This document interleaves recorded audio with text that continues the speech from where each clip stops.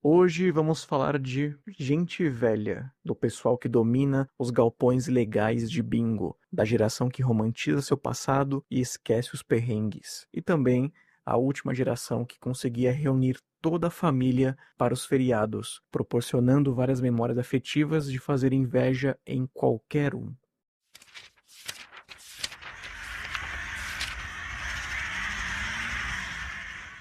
Etarismo, o preconceito e discriminação baseado na idade de uma pessoa.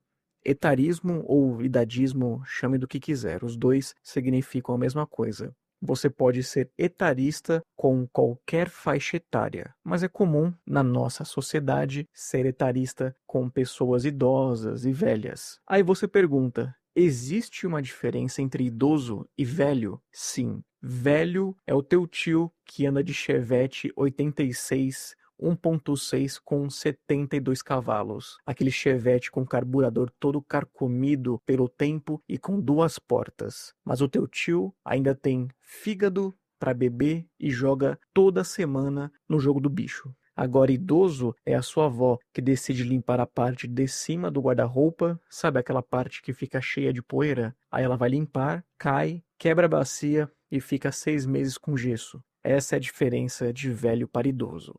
Mas por que estou trazendo esse assunto? Nas últimas semanas eu tive contato com o livro Velho Demais para Morrer, do Vinícius Neves Mariano. É um livro muito bom, recomendo demais a leitura. No começo são várias histórias que vão se conectando. Tem gente idosa sendo perseguida, morrendo, empresas investindo pesado em produtos para as pessoas parecerem mais jovens. O autor apresenta um Brasil apocalíptico onde envelhecer é a pior coisa que se pode fazer. Então temos uma sociedade onde pessoas caçam idosos, a indústria farmacêutica e a mídia botam dinheiro pesado em procedimentos estéticos. Enfim, mais uma vez, o livro é muito bom, uma leitura tranquila. Vamos aí valorizar a leitura brasileira, nacional, porque tem muita coisa boa sendo escrita.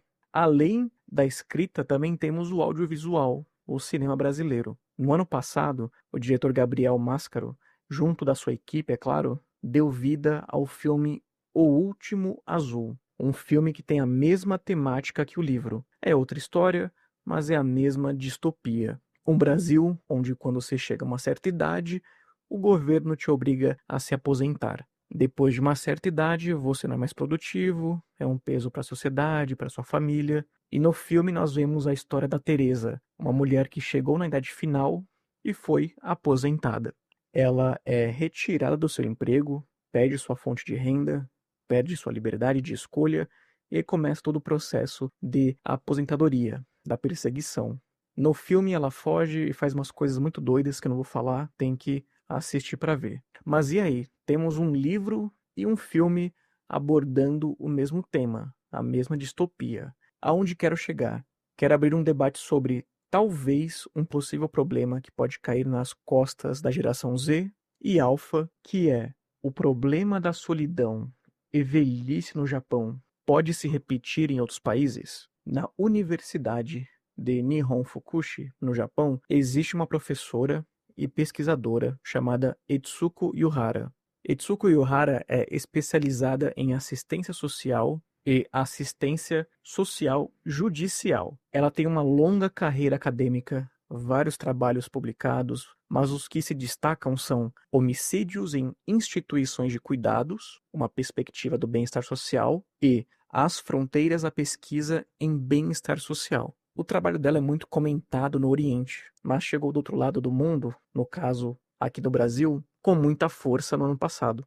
Vários jornais comentaram sobre o seu trabalho com o título de Care Killing. O que seria esse termo, Care Killing? É um termo para homicídios de idosos cometidos por cuidadores, pessoas que trabalham como cuidadores ou familiares. Na maioria dos homicídios, os assassinos são os familiares. É o filho, a filha, o neto, o sobrinho, o marido, também é uma pessoa idosa e por aí vai.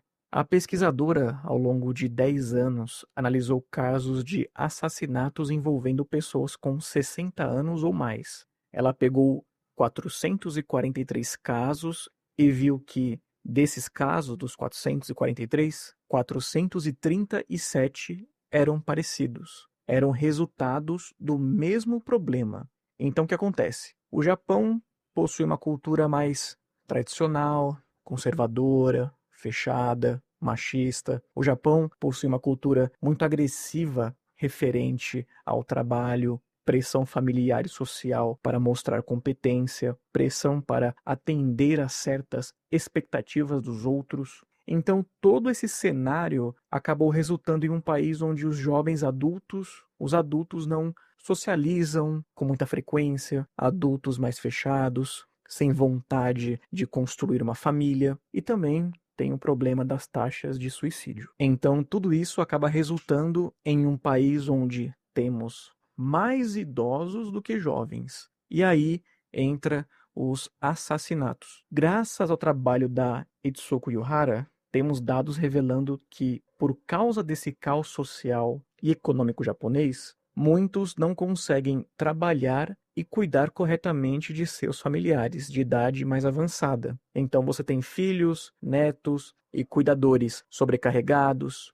estressados, deprimidos. Às vezes a pessoa que está cuidando do idoso é outro idoso, porque não tem mais ninguém. E aí acontece o crime. A pessoa sobrecarregada, sem uma rede de apoio ou auxílio do governo, acaba tirando a vida daquele idoso e, em muitos casos, em seguida tirando a própria vida. Existem algumas ONGs que atuam no país para reverter essa situação, mas é um trabalho de formiga. Bem, cada país é um país, cada país tem a sua particularidade, mas situações podem se repetir. O Brasil tem registrado cada vez menos registros de nascimentos. A cada ano que passa, as pessoas estão escolhendo o caminho da vida sem filhos. Em vez de ser pai de criança, os adultos estão optando pela vida de pai de pet, por exemplo. Olha só o texto do IBGE. O Brasil registrou 2,54 bilhões de nascimentos em 2022, uma queda de 3,5% em comparação com 2021, quando o número foi de 2,63 milhões. Este é o quarto recuo consecutivo no total de nascimentos do país, que chegou ao menor nível desde 77. E esse cenário, ele também se repete em 2023 e 2024. Aos poucos, a população brasileira vai diminuindo, podendo chegar a um cenário parecido com o do Japão, mais idosos em relação a jovens adultos. E o que pode estar causando isso? Fatores como aumento dos casos de feminicídio, que a cada ano o Brasil bate recorde, também por causa dessa onda Red Pill, desses cabaços virgões, as mulheres não estão seguras no mesmo ambiente que seus companheiros, então imagina pensar em ter um filho com um cara desses, a precarização do trabalho, que tipo de pessoa pensa em ter filho se não sabe se vai ter emprego amanhã, se o salário vai dar para pagar as contas básicas da casa, má alimentação e estresse. Temos dados, sabemos muito bem que o estresse por causa do trabalho e pressão acaba afetando a vida amorosa. E o que também afeta a queda da natalidade, né, um dos fatores, é o isolamento e o lobby maldito do mercado imobiliário. Olha só, a pandemia do coronavírus e a necessidade de isolamento social criou uma grande demanda por uma presença maior de pets dentro dos lares brasileiros, de acordo com os dados da ONG Ampara Animal. A procura por adoção aumentou cerca de 50% no Brasil. E continua. Os gatos têm ganhado um grande espaço nos lares brasileiros.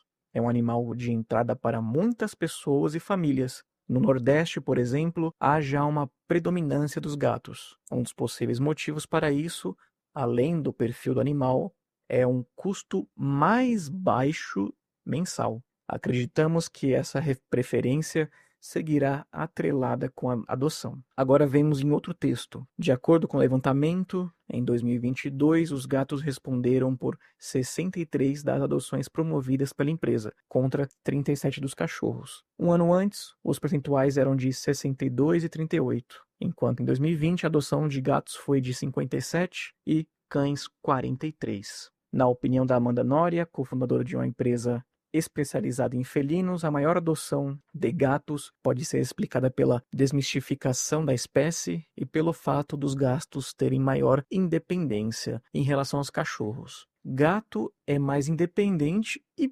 obviamente, mais barato. Então você passou por uma pandemia, está procurando emprego, não acha na sua região, procura na cidade grande, consegue um que vai pagar o suficiente para sobreviver. Aí, nessa grande metrópole, você vai pagar um aluguel muito caro em um apartamento minúsculo de 20 metros quadrados, vai se sentir sozinho, sem muito tempo para descanso e lazer, talvez tenha algum contatinho ou outro, mas nada fixo, vai querer uma companhia, pensa em adotar um animal, mas é caro demais ter um cão.